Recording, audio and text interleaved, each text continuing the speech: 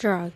Drug is any substance that is used to prevent, diagnose, treat, or relieve symptoms of a disease or abnormal condition.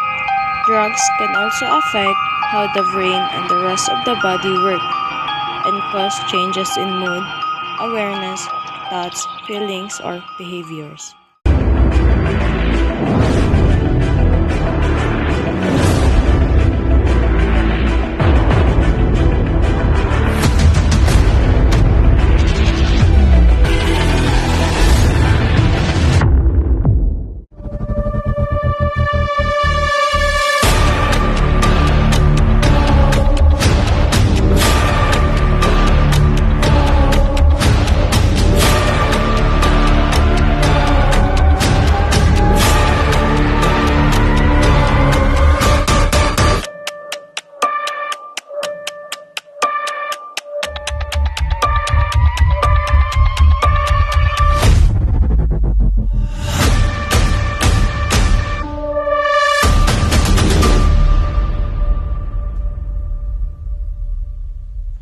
So why do people use drugs?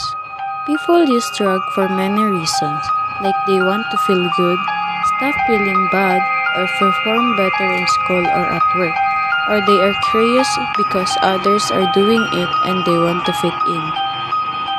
Drug may affect your long-term health impact such as liver, kidney, heart problems, or cancer. That's why Don't. Don't. Don't do drugs. What are the effects of drugs? Some will make you feel more awake, alert, and energetic. Others will give you a calm, relaxed feelings. Some alter your perceptions and can cause hallucinations, just like this.